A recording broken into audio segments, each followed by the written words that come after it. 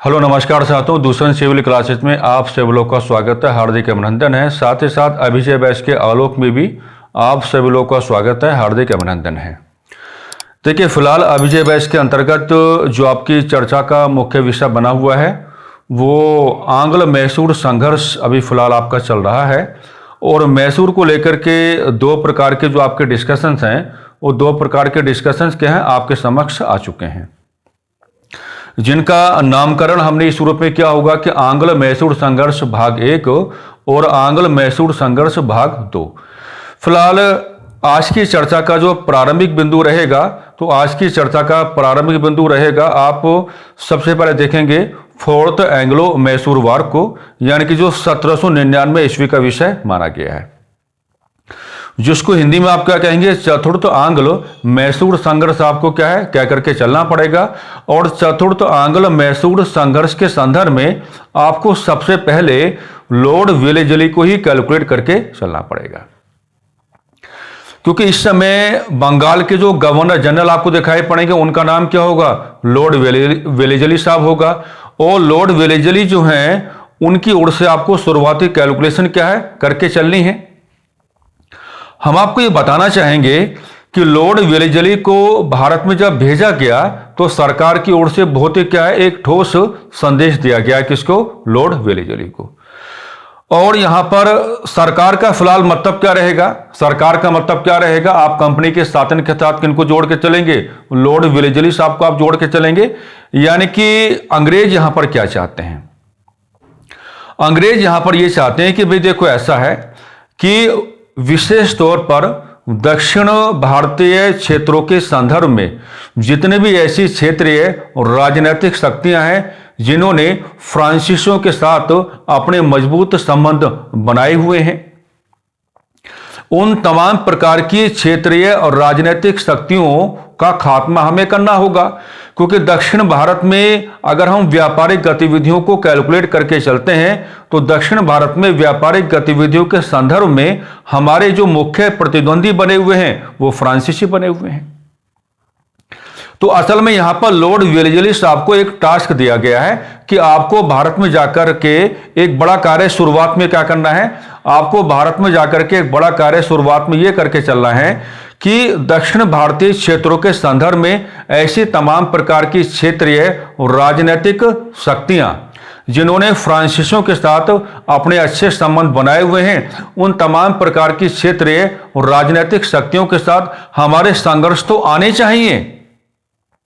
लेकिन हमारे संघर्षों का मतलब अब ये बिल्कुल नहीं होना चाहिए कि हम उनके साथ नाना प्रकार की संधियां करके चलेंगे या नाना प्रकार की संधियों के आलोक में अपने आप को नाना प्रकार के लाभ दिलवाए जाने का कार्य करेंगे, बल्कि हमारा बड़ा उद्देश्य क्या हो जाना चाहिए, उनका खात्मा एक तरीके से, या उनको राजनीतिक तौर पर क्या है कमजोर बना देना। ये यहां पर लॉर्ड वेलेजली को क्या है एक टास्क, एक जिम्मेदारी दी गई है। अभी इसी जिम्मेदारी के आलोक में आपको क्या है चतुर्थ आंग्ल मैसूर संघर्ष की आपको क्या है कैलकुलेशन करके चलनी पड़ेगी। और कैलकुलेशन के रिगार्डिंग आपकी जो ड्राफ्टिंग है वो किस तरीके से आपके सामने आ जानी चाहिए, उसका डिस्कशन सबसे पहले क्या है हम लोग यहां पर करने जा रहे हैं। तो टॉपिक बनता है फिलहाल अभी आपका फोर्थ एंग्लो मैसूर वार, जिसको आप क्या कहेंगे, चतुर्थ आंग्ल मैसूर संघर्ष, चतुर्थ आंग्ल मैसूर संघर्ष। और इसको एक ही टाइम जोन आपको देकर के चलना पड़ेगा 1799 एडी का, यानी कि 1799 ईस्वी का ही क्या है, आप इसको एक क्या है मेजर टाइम जोन क्या यहां पर देकर के चलने वाले हैं। ओके, अब ये जो आपका चतुर्थ आंग्ल मैसूर संघर्ष है, देखो इस समय आपको क्या बताना पड़ेगा, बंगाल का गवर्नर जनरल, इस समय आप क्या बता के चलेंगे, बंगाल का गवर्नर जनरल, बंगाल का गवर्नर जनरल। तो देखो इस समय बंगाल के जो गवर्नर जनरल हैं वो आपको कौन दिखाई पड़ेंगे, नाम तो हमने ऑलरेडी क्या हाईलाइट कर लिया है, लॉर्ड वेलेजली का आप क्या है रेफरेंस लेके चलेंगे, लॉर्ड वेलेजली का क्या है आप लोग यहां पर रेफरेंस लेके चलेंगे। और इस समय आपको साथ ही साथ क्या बताने पड़ेंगे, मैसूर के शासक आपको बताने पड़ेंगे।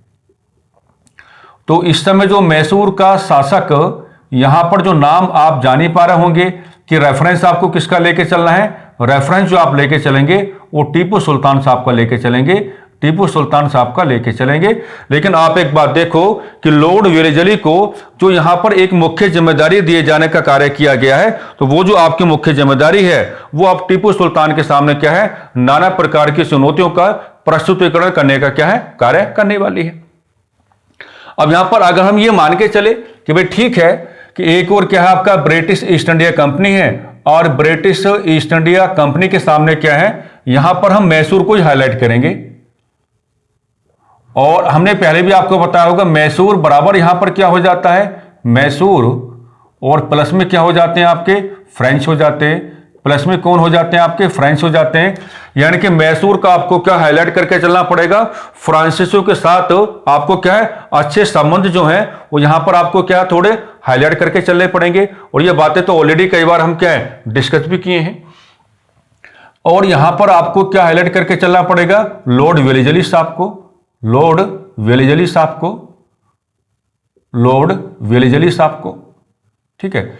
और आप देख पा रहे हैं कि लॉर्ड वेलेजली साहब को क्या साफ साफ कहा गया, जो अभी हम आपको बता रहे थे कि मामला केवल मैसूर का नहीं है ना, मैसूर को तो हम क्या है अपनी सुविधा के लिए हाईलाइट करके चलेंगे। यहां पर उन्होंने साफ साफ कहा कि भारत में विशेष तौर पर दक्षिण भारत के क्षेत्रों के संदर्भ में ऐसी शक्तियां जिनके साथ जो फ्रांसीसी हैं अपने मजबूत और राजनीतिक संबंधों को बना करके चल रही हैं, उन तमाम प्रकार की शक्तियों को आप क्या करेंगे, कमजोर बनाने का कार्य करेंगे।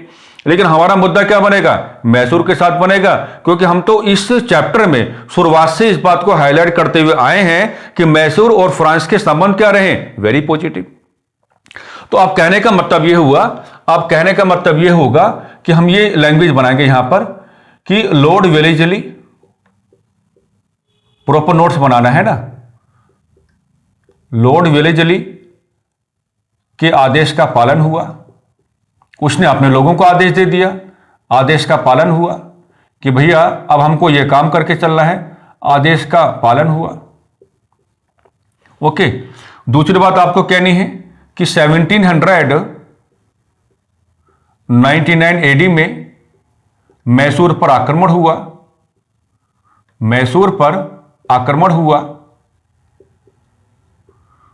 मैसूर पर आक्रमण हुआ। अगली बात आपको बतानी है कि टीपू सुल्तान मारा गया, टीपू सुल्तान मारा गया, टीपू सुल्तान मारा गया। और अगली बात आपको क्या बतानी है, जो वेरी वेरी मोस्ट इंपोर्टेंट यहां पर रह जाती है, वेरी वेरी मोस्ट इंपोर्टेंट, कि वाडियार, हमने इस वंश का जिक्र किया होगा ना क्लास नंबर 1 में, वाडियार वंश के एक बालक, वाडियार वंश के एक बालक जिसका नाम क्या होगा, कृष्णराज सेकंड को मैसूर की गद्दी पर बैठाकर, मैसूर की गद्दी पर बैठाकर, मैसूर की गद्दी पर बैठाकर, मैसूर की गद्दी पर बैठाकर कोमा मैसूर के साथ सहायक संधि की गई, मैसूर के साथ सहायक संधि की गई, मैसूर के साथ सहायक संधि की गई। क्या कहेंगे भाई, मैसूर के साथ सहायक संधि की गई। अब देखो यहां अब हमारा भाव क्या होना चाहिए, यहां अभी हम सहायक संधि का कंप्लीट पोस्टमार्टम करके नहीं चलेंगे, ये तो आपके सामने चर्चाएं आने वाली हैं, है ना। हम सहायक संधि को लेकर के डिटेल्ड डिस्कशन करने वाले हैं, राज्य हड़प की नीति को लेकर के डिटेल्ड डिस्कशन करने वाले हैं, कुशासन के आरोप को लेकर के डिटेल्ड डिस्कशन करने वाले हैं। यानी कि टॉपिक आएगा आपके सामने कि ब्रिटिश ईस्ट इंडिया कंपनी के द्वारा अपनाई गई साम्राज्यवादी नीतियां। तो सहायक संधि का जो आपका कंप्लीट पोस्टमार्टम होगा या जो आपका वेरी डिटेल्ड डिस्कशन बनेगा वो हम अलग चैप्टर में लेके चलेंगे। यहां आपको क्या हाईलाइट करके चलना है कि यहां आप देख पा रहे हैं कि फोर्थ एंग्लो मैसूर वार में हमने अभी भी आपको बताया कि यहां अंग्रेजों का ऐसा कोई मानना नहीं है कि अब हम मैसूर के साथ कोई संधि करने जा रहे हैं या हम मैसूर के साथ क्या है किसी प्रकार का कोई समझौता करने जा रहे हैं। उनका मोटिव एकदम क्लियर है कि हमें तो बिल्कुल अब मैसूर को क्या है, राजनीतिक तौर पर एकदम क्या है, कमजोर बना देना है या अपने कंट्रोल में लेकर के आ जाना है एक प्रकार से। अब आप देख पा रहे हैं कि लॉर्ड वेलेजली को जो कंपनी की ओर से कहा गया, तो यहां पर लॉर्ड वेलेजली ने क्या है, आपने लोगों को आदेश दिया, आदेश का पालन हुआ। 1799 में मैसूर पर आक्रमण हुआ, टीपू सुल्तान मारा गया और इन्होंने बाद में क्या किया कि मैसूर पर उस समय अपना प्रत्यक्ष राजनीतिक नियंत्रण स्थापित नहीं किया, बल्कि वाडियार वंश के ही एक बालक जिसका नाम क्या है, कृष्णराज सेकंड को मैसूर की गद्दी पर बैठा करके उसके साथ सहायक संधि की गई। तो यहां फिलहाल आप ये बातें मान के चलेंगे कि अभी कंपनी का प्रत्यक्ष राजनीतिक नियंत्रण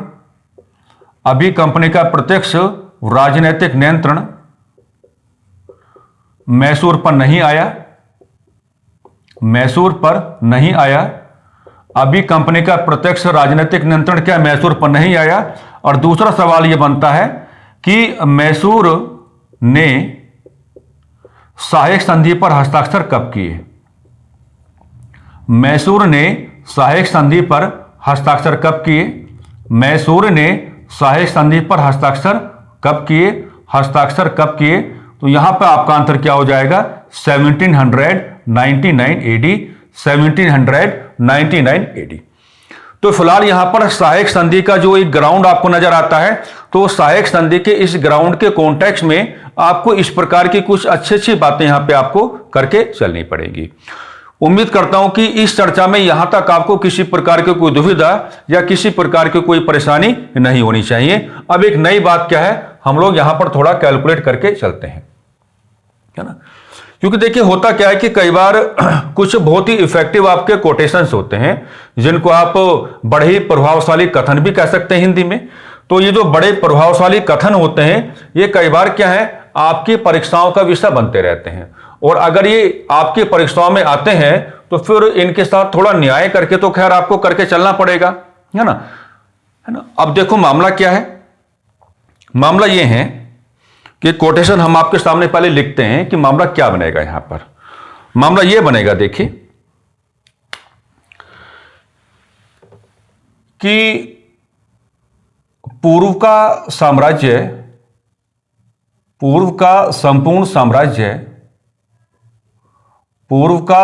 साम्राज्य हमारे कदमों में है, हमारे कदमों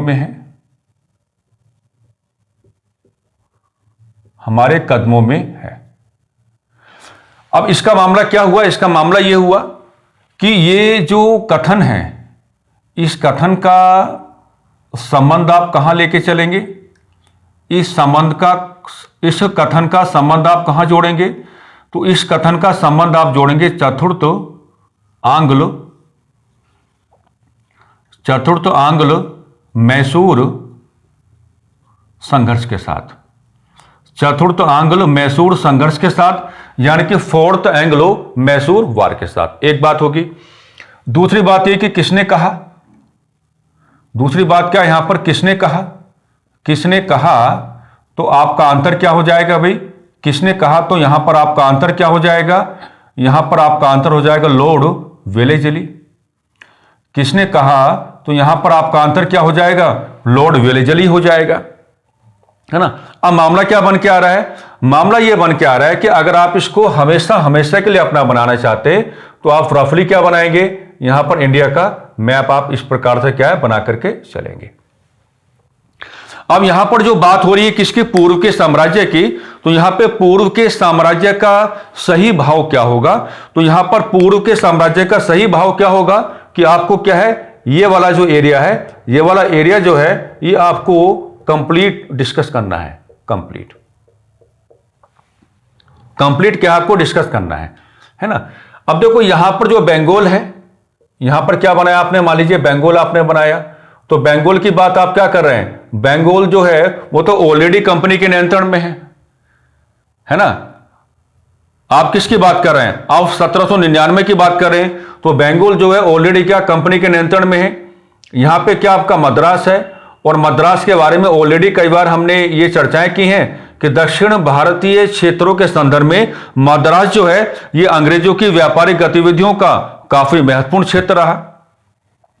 अब मद्रास की संप्रभुता को खतरा किससे था? मद्रास की संप्रभुता को खतरा किससे था? मैसूर से था। किससे था? मैसूर से था, क्योंकि मैसूर क्या है, वो लगातार अपना ज्योग्राफिकल एक्सपेंशन कर रहा है। तो अंग्रेजों को लग रहा था कि कहीं ऐसा ना हो कि मैसूर जो है ये हमारे हाथों से किसको ले जाए? मद्रास को ले जाए। लेकिन चतुर्थ आंग्ल मैसूर संघर्ष की सफलता ने यह सिद्ध कर दिया कि मैसूर अब क्या है, अंग्रेजों के कंट्रोल में आ चुका है। भले ही अंग्रेजों ने सहायक संधि की है, लेकिन जब आप सहायक संधि की पूरी ग्रेविटी जान लोगे तब आप खुद यह कहना शुरू करोगे कि अंग्रेजों की सहमति या अनुमति के बिना मैसूर संभवतः बड़े कार्य नहीं कर पाएगा। तो अब मैसूर भी अंग्रेजों के कंट्रोल में है, यह आप कह सकते हैं। तो मद्रास की संप्रभुता को क्या अब कोई खतरा नहीं है? और अगर मद्रास की संप्रभुता को कोई खतरा नहीं है तो मद्रास क्या है, अंग्रेजों का हुआ, बढ़िया तरीके से हो गया, अब कोई खतरे वाली बात नहीं है। बंगाल पहले से क्या है, अंग्रेजों के कंट्रोल में है। तो ये पूरा जो आप क्षेत्र देख रहे हैं, इस पूरे क्षेत्र को कैलकुलेट करते हुए लॉर्ड वेलेस्ली ने कहा था कि पूर्व का साम्राज्य क्या है, हमारे कदमों में है। कि पूर्व का साम्राज्य क्या है, हमारे कदमों में है। तो ये जो आपका स्टेटमेंट है, देखो मैं फिर वही कहूंगा आपसे, चीजों को और रटने की कोशिश कम से कम किया करो। ऐसा मैंने इस नाते बोला कि कुछ चीजें हैं जिनको आप माइंड में थोड़ा घुमा सकते हो, कैलकुलेट कर सकते हो, लेकिन अधिकांश विषय वस्तु ऐसे आते हैं जिनके साथ हमें क्या अपनी रेस्पेक्टिव कैलकुलेशंस कर लेनी चाहिए, ताकि हम एक कॉन्सेप्ट के सहारे जो एक विषय वस्तु, अब ये क्या है, मैं आपको इतना लिखा कि आगे भी बढ़ सकता था, मुझे क्या फर्क पड़ेगा, मैं इतना लिखा कि आपको आगे भी बढ़ सकता था। बच के निकलने के 100 प्रकार के बहाने, 100 प्रकार के तौर तरीके होते हैं। लेकिन हमने पहले ही आपको बोला कि आप इसको एक कक्षा मान के चलेंगे, आप इसको वीडियो नहीं कहेंगे बल्कि आप इसको एक कक्षा मान के चलेंगे। और अगर ये कक्षा है तो हर विषय वस्तु के साथ आपको क्या है, न्याय करके चलना पड़ेगा, क्योंकि ये कई बार आपकी परीक्षाओं में रहा है। इस नाते हमने इसको भी पूरा अच्छे से आपको कैलकुलेट करा के बता दिया कि मामला किस प्रकार से रहा उस समय। तो यहां ये जो आपका है, ये फोर्थ एंग्लो मैसूर वार जो है, इसमें इतना ही है। अब हमने लास्ट क्लास में आपको बताया होगा कि यहां मैसूर के बारे में कुछ तथ्यात्मक जानकारियां हैं, और जो तथ्यात्मक जानकारियां हैं ना, वो बड़ी कमाल की तथ्यात्मक जानकारियां हैं। तथ्यात्मक जानकारियां जो हैं वो बड़ी ही कमाल की तथ्यात्मक जानकारियां हैं। तो हम एक हेडिंग बना लेते हैं, जैसे ये कॉमन हेडिंग रहेगा मैसूर, और मैसूर इक्वल करके क्या लिख लेते हैं, महत्वपूर्ण तथ्यात्मक जानकारी, महत्वपूर्ण तथ्यात्मक जानकारी, महत्वपूर्ण तथ्यात्मक जानकारी, महत्वपूर्ण तथ्यात्मक जानकारी, है ना। अब यहां पर एक नई चीज हम आपको सिखा के चलेंगे। आपके परीक्षाओं में सवाल आता है, उस सवाल को कैसे कहा जाता है, उस सवाल को ऐसे कहा जाता है कि सेना का गठन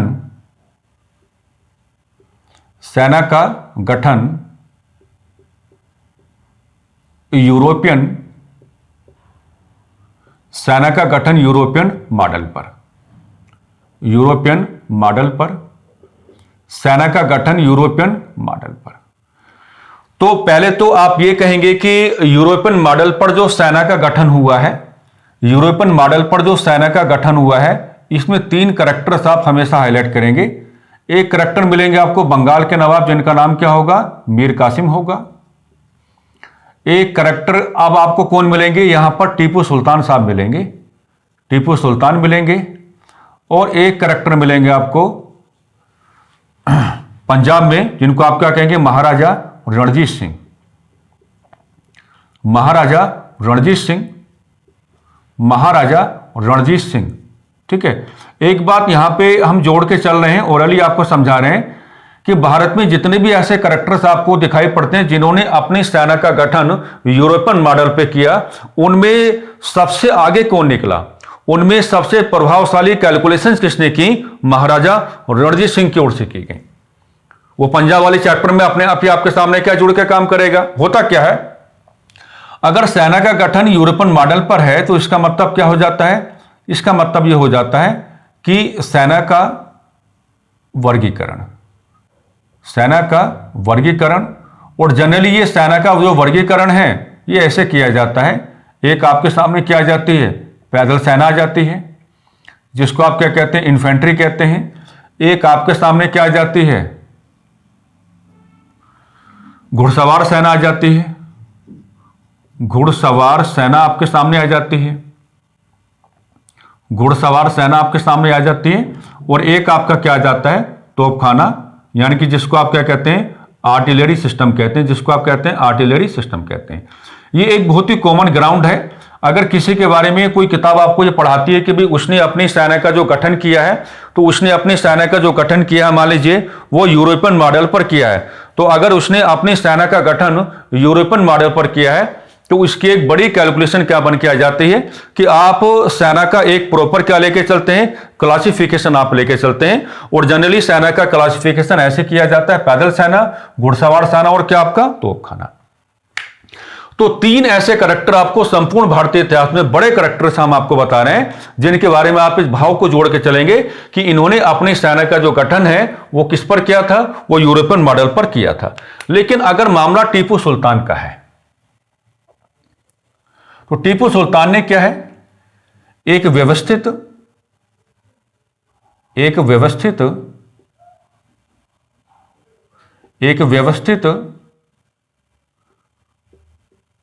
नौसेना, एक व्यवस्थित नौसेना के संगठन पर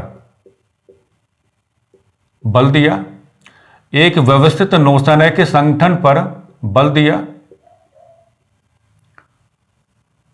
ताकि अंग्रेजों की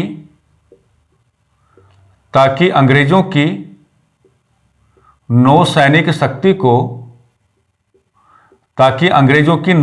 शक्ति को चुनौती दी जा सके, ताकि अंग्रेजों की नौसैनिक शक्ति को चुनौती दी जा सके, ताकि अंग्रेजों की नौसैनिक शक्ति को चुनौती दी जा सके, ताकि अंग्रेजों की नौसैनिक शक्ति को क्या है? आप चुनौती दे पाए, है ना। तो याद रखना, ये मामला हैदर अली के साथ नहीं जुड़ता, ये मामला किसके साथ जुड़ता है? टीपू सुल्तान के साथ जुड़ता है। अब इसके लिए उन्हें क्या है? एक इंपॉर्टेंट इंफॉर्मेशन, पोत निर्माण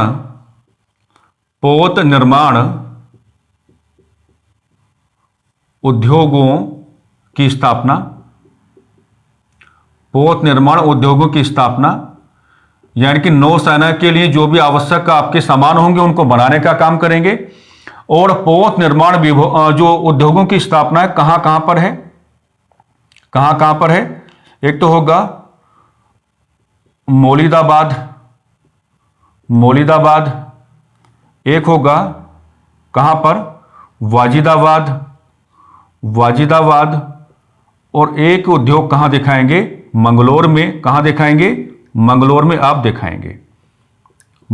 आप दिखाएंगे। तो यहां आप देखिएगा, इस ड्राफ्टिंग के सारे हमने क्या है? कई सारे एस्पेक्ट आपके सामने रखने का प्रयास किया है। पहले आपको यह समझाने का प्रयास किया है, तीन बड़े कैरेक्टर्स आपको दिखाई पड़ते हैं संपूर्ण भारतीय इतिहास के संदर्भ में, जिन्होंने अपने सेना का गठन यूरोपियन मॉडल पर किया था। यहां से टीपू सुल्तान को हाईलाइट करके चलेंगे। उन्होंने क्या? एक व्यवस्थित नौसेना के संगठन पर बल देने का कार्य किया। उद्देश्य क्या बताया जाता है? ताकि अंग्रेजों की नौसैनिक शक्ति को चुनौती दिया जाना संभव हो पाए। और इसके लिए उन्होंने क्या है? पोत निर्माण उद्योगों की स्थापना की। और जो तीन प्रकार के, है ना, ये सेंटर्स उन्होंने स्टैब्लिश किए। एक कहां पे होगा आपका? मौलिदाबाद में होगा। कहां होगा? मौलिदाबाद में होगा। एक कहां पे होगा आपका? वाजिदाबाद में होगा। और एक लास्ट वन वाला आपका कहां पे होगा? मंगलोर में आपका होगा। तो कुछ इस प्रकार की तथ्यात्मक जानकारियां हैं जिनके बारे में आपको क्या अपने कैलकुलेशंस करके चलनी है। आइए थोड़ा आगे बढ़ते हैं। अब देखिएगा, आप जानते हैं कि मैसूर और फ्रांस के संबंध तो खैर अच्छे हैं ही, कोई बात नहीं है। अब यहां पर आपको क्या कहना पड़ेगा? यहां पे आपको यह कहना पड़ेगा, देखिएगा, कि जो टीपू सुल्तान है,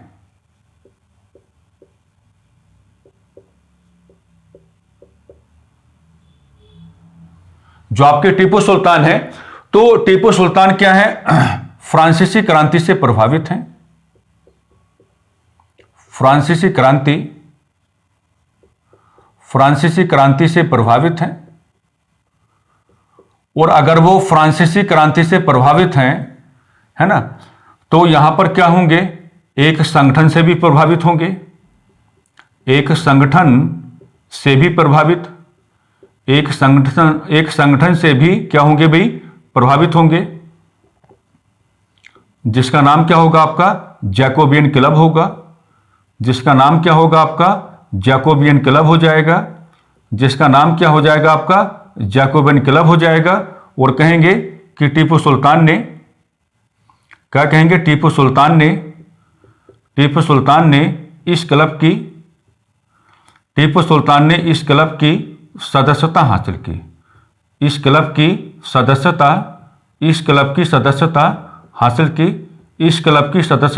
हासिल की।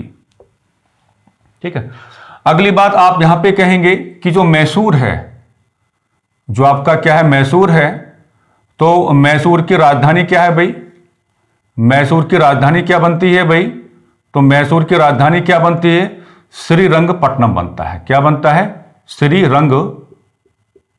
श्रीरंगपट्टनम, है ना।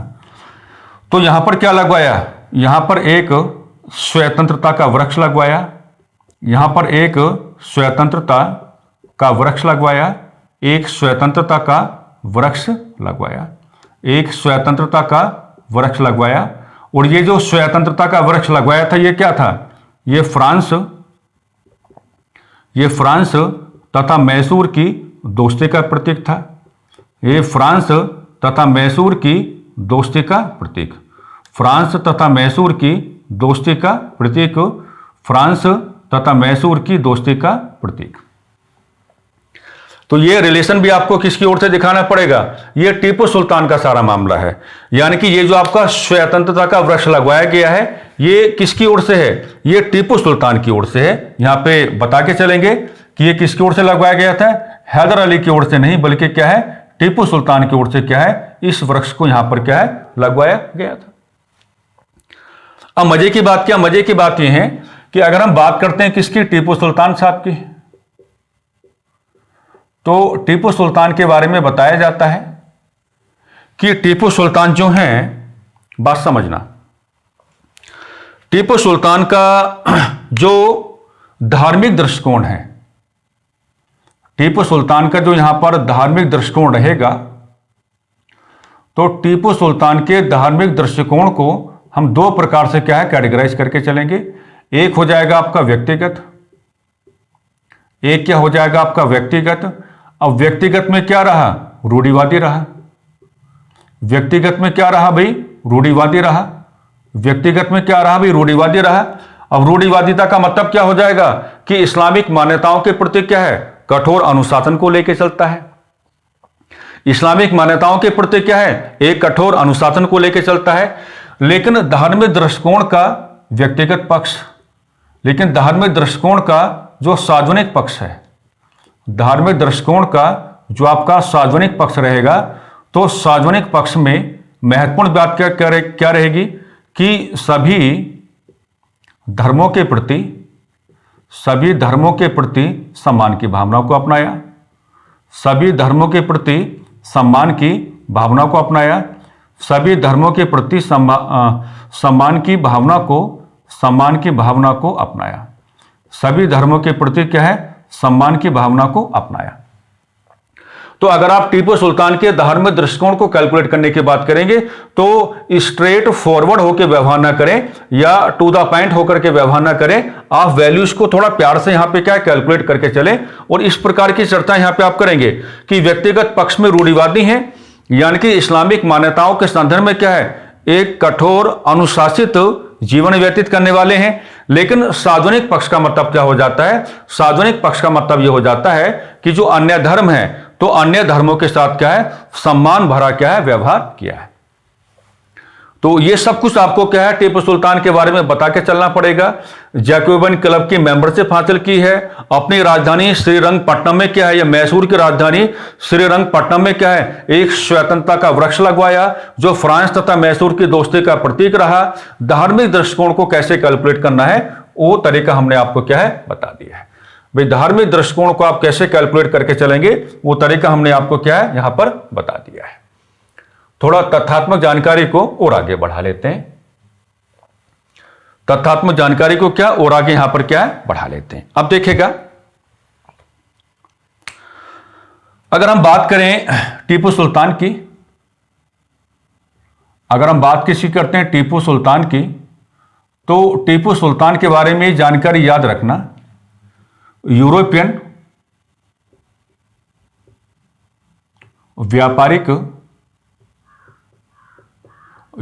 व्यापारिक कंपनियों के सामान, यूरोपियन व्यापारिक कंपनियों के सामान, यूरोपियन व्यापारिक कंपनियों के सामान, यूरोपियन व्यापारिक कंपनियों के सामान, व्यापारिक कंपनियों की, व्यापारिक कंपनियों की स्थापना पर बल दिया, व्यापारिक कंपनियों की स्थापना पर, व्यापारिक कंपनियों की स्थापना पर बल दिया, है ना। ताकि मतलब क्या होगा इसका, ताकि यूरोपियन व्यापारिक कंपनियों को, फ्रांस को छोड़ देंगे, है ना, यहां पर फ्रांस को छोड़ देंगे क्योंकि फ्रांस के साथ तो दोस्ती है भाई, मुख्य प्रतिद्वंदी क्या है, अंग्रेज हैं। ताकि, लेकिन कहने का तरीका यह होगा, ताकि यूरोपियन व्यापारिक कंपनी को लिख लेते हैं, कोई बात नहीं, यूरोपियन व्यापारिक कंपनियों को चुनौती दी जा सके, चुनौती दी जा सके, चुनौती दी जा सके, है ना। हम पूरा आपको लिख करके बता देते हैं। इसमें क्या होगा, फ्रांस को आप कैलकुलेट नहीं करेंगे, फ्रांस को आप कैलकुलेट नहीं करेंगे, और सर्वाधिक प्राथमिकता किसको देंगे, सर्वाधिक प्राथमिकता आप किसको देंगे, तो सर्वाधिक प्राथमिकता किसको देंगे, अंग्रेजों को देंगे, यानी कि किसको देंगे, ब्रिटिश ईस्ट इंडिया कंपनी को देंगे। कहते हैं ना कि लोहे को लोहा काटता है, तो टीपू सुल्तान ने माना इस बात को कि यूरोपियन व्यापारिक कंपनियों के सामान हमें भारत में क्या है, इस प्रकार की व्यापारिक कंपनियों की स्थापना करनी होगी ताकि यूरोपियन व्यापारिक कंपनियों को हम चुनौतियां दे पाएं। लेकिन इसमें फंस मत जाना, इसमें यहां मैंने इसलिए आपको हाईलाइट करके बता दिया है कि उनकी इस कैलकुलेशन में आप एक तो फ्रांस को इंक्लूड करके नहीं चलेंगे, और मोस्ट प्रीफर्ड वैल्यू क्या लेके चलेंगे, आप किसको लेके चलेंगे, ब्रिटिश ईस्ट इंडिया कंपनी, यानी कि आप किसको लेके चलेंगे, अंग्रेजों को लेकर के चलेंगे। थोड़ा और आगे बढ़ते हैं तो यह समझ में आता है कि जो आपके टीपू सुल्तान रहे, टीपू सुल्तान विदेश नीति प्रभावशाली रही, विदेश नीति क्या है, प्रभावशाली रही, विदेश नीति क्या है भाई, प्रभावशाली रही। और विदेशी राज्यों में, ऐसे कहा जाता है इनको कि विदेशी राज्यों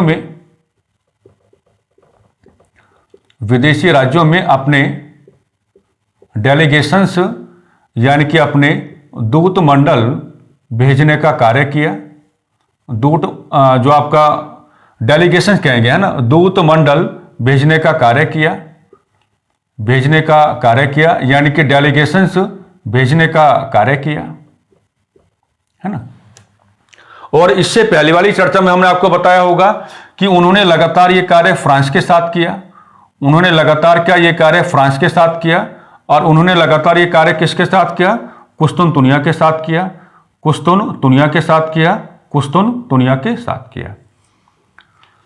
तो यहां अगर वो टीपू सुल्तान को रिप्लेस कर दे और हैदर अली को रख दे तो एरर माना जाएगा, क्योंकि ये मामला किसके पास है, ये हैदर अली के पास नहीं बल्कि किसके पास है, टीपू सुल्तान के पास है।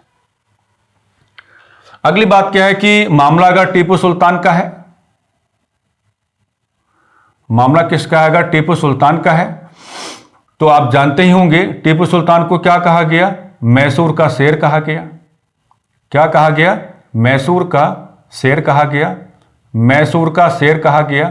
भाई मैसूर का शेर क्यों कहा गया, क्योंकि उनके पास क्या है, एक स्ट्रॉन्ग स्टेटमेंट है। उनके पास क्या है, एक स्ट्रॉन्ग स्टेटमेंट है। उनके पास क्या है, वेरी स्ट्रॉन्ग क्या है, स्टेटमेंट है। जिसके बिहाफ पे उन्होंने क्या कहा, जिसके बिहाफ पे उन्होंने कहा कि भेड़ के समान लंबा जीवन, भेड़ के समान लंबा जीवन व्यतीत करने से अच्छा है, करने से अच्छा है, करने से अच्छा है कि शेर के समान बहादुरी के साथ, शेर के समान बहादुरी के साथ छोटा जीवन व्यतीत किया जाए, छोटा जीवन व्यतीत किया जाए, छोटा जीवन व्यतीत किया जाए, छोटा जीवन व्यतीत किया जाए। तो अगर आप उनको कहते हैं कि मैसूर का शेर, तो अगर आप उनको मैसूर का शेर कहने की बात करेंगे तो उनके पास क्या है, very positive and very strong क्या है, एक स्टेटमेंट है। उनका मानना था कि भेड़ के समान लंबा जीवन व्यतीत करने से कहीं ज्यादा अच्छा है कि हम शेर के समान बहादुरी के साथ क्या है, एक छोटा जीवन व्यतीत करें। बहादुरी के साथ जीवन व्यतीत करोगे, चुनौतियां मिलेंगी, आप उनमें से कुछ चुनौतियों का सामना भी कर पाओगे या अधिकांश चुनौतियों का सामना भी कर पाओगे, लेकिन आपको कुछ नुकसान भी उठाने पड़ सकते हैं। कहने का भाव क्या वहां पे ये है। एक मामला है टीपू सुल्तान के पास। टीपू सुल्तान रॉकेट का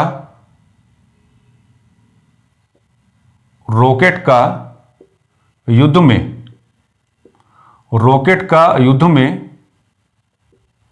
प्रयोग करने वाला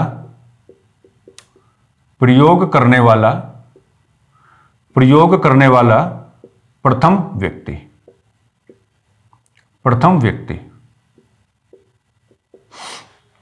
है ना। ये मतलब जो है यहां पर असल में बाबर को जोड़ के मत चलना, क्योंकि जो युद्ध क्षेत्र में गन पाउडर है, जो आपका गोला बारूद है, उसका बड़ा प्रयोग तो बाबर के पास है। हालांकि जब हम मध्यकालीन भारतीय इतिहास आपको पढ़ाएंगे तो बाबर से पहले भी बहमनी साम्राज्य में करैक्टर आपको हम दिखाएंगे जिन्होंने संपूर्ण भारतीय इतिहास के संदर्भ में गन पाउडर, जो आपका गन पाउडर है, जो आपका गोला बारूद है, उसका सबसे पहला व्यवस्थित प्रयोग करके देखा है। लेकिन यह कोई बहुत बड़ा आर्टिलरी सिस्टम नहीं है। किसके पास, टीपू सुल्तान के पास। रॉकेट की बात आप समझ पा रहे होंगे। तो अगर आप ये कहेंगे कि रॉकेट का युद्ध में प्रयोग करने वाला पहला व्यक्ति, तो इसका टकराव बाबर की कैलकुलेशन के साथ नहीं होना चाहिए, क्योंकि बाबर का जो यूज है वो डिफरेंट है, वो कॉम्प्रिहेंसिव है, उसमें आपको एक मेथड भी लेके चलना पड़ेगा, वो एक अलग बात है। लेकिन सवाल ऐसे ही आता है कई बार परीक्षाओं में कि भाई रॉकेट का युद्ध में प्रयोग निम्न में से किसने किया। तो रॉकेट का युद्ध में प्रयोग निम्न में से किसने किया, तो वहां पर जो आपका प्रॉपर आंसर आ जाना चाहिए, वो आंसर किसकी ओर से आ जाना चाहिए, टीपू सुल्तान की ओर से आपका प्रॉपर आंसर आ जाना चाहिए। तो आप देख पा रहे हैं कि यूरोपियन व्यापारिक कंपनियों के समान व्यापारिक कंपनियों की स्थापना पर बल दिया, ताकि यूरोपियन व्यापारिक कंपनियों को हम क्या है, मेजर इकोनॉमिक चैलेंजेस दे पाए। ये कैलकुलेशन फ्रांस के साथ नहीं जुड़ेगी और सर्वाधिक प्राथमिकता किसको देंगे, अंग्रेजों के विरोध में लेकर के जाएंगे इस कैलकुलेशन को। विदेश नीति इनकी बहुत ज्यादा प्रभावशाली रही है। विदेशी राज्यों में क्या है, इन्होंने लगातार क्या डेलीगेशन भेजने का कार्य किया अंग्रेजों के खिलाफ। फ्रांस के साथ काम किया, लगातार कुस्तुनतुनिया के साथ काम किया। मैसूर का शेर कहा गया क्योंकि कोटेशन है उनके पास अपना कि भेड़ के समान लंबा जीवन व्यतीत करने से अच्छा है कि शेर के समान बहादुरी के साथ छोटा जीवन व्यतीत कर लिया जाए। और टीपू सुल्तान को आप क्या कहेंगे, रॉकेट का युद्ध में प्रयोग करने वाला पहला व्यक्ति। और हम फिर कहेंगे कि रॉकेट का जो युद्ध क्षेत्र में प्रयोग है टीपू सुल्तान की ओर से, इस चर्चा का किसी भी प्रकार का छोटा या बड़ा टकराव बाबर के साथ नहीं होना चाहिए, क्योंकि बाबर के पास यूज क्या है, बिल्कुल डिफरेंट है और वो यूज क्या है, वेरी कॉम्प्रिहेंसिव यूज। तो कुल मिलाकर के आज की चर्चा आपको ये समझा करके चल रही है कि मैसूर की कहानी आज समाप्त हो गई। अब अगला डिस्कशन जो आपका स्टार्ट होगा मराठाओं को लेकर के होगा। मराठाओं के बाद आप किसको डिस्कस करेंगे, पंजाब को डिस्कस करेंगे, और पंजाब के साथ ही हम और भी क्या है छोटी मोटी कैलकुलेशन करेंगे। इसके बाद फिर कंपनी की जो आपकी साम्राज्यवादी नीतियां हैं उनको हम कैलकुलेट करेंगे। उसके बाद जो कंपनी की आर्थिक नीतियां उनको हम कैलकुलेट करेंगे। फिर हम कहां जाएंगे, सामाजिक एवं धार्मिक सुधार जो आंदोलन है उनकी ओर बढ़ने का कार्य करेंगे। तो कुल मिलाकर के अभिजय बैश लगातार आपको लाभान्वित करने का कार्य कर रहा है, और हमें पूरा भरोसा है, पूरा विश्वास है कि आप लाभान्वित हो पा रहे होंगे। हम ये मान के चलेंगे कि आप व्यवस्थित नोट्स बना पा रहे होंगे, और हम अपनी ओर से पूरी कोशिश करते हैं कि आपको किसी प्रकार की कोई असुविधा या आपको किसी प्रकार की कोई परेशानी का सामना ना करना पड़े। हमारी पूरी कोशिश ये रहती है। और उसके बाद भी अगर कोई असुविधा का धरातल आपके सामने आता है या किसी परेशानी का कोई धरातल आपके सामने आता है, तो आप जानते हैं कि हम ऐसे व्यक्ति हैं कि आपके लिए अलग से क्या लेके आ जाएंगे, डाउट सेशन लेके आ जाएंगे, है ना। असुविधाएं नहीं होनी चाहिए, परेशानियां बिल्कुल भी नहीं होनी चाहिए। कुल मिलाकर के इन्हीं सकारात्मक संदेशों और शब्दावलियों के आलोक में हम आज की चर्चा को क्या है विराम देना चाहेंगे। नमस्कार, धन्यवाद।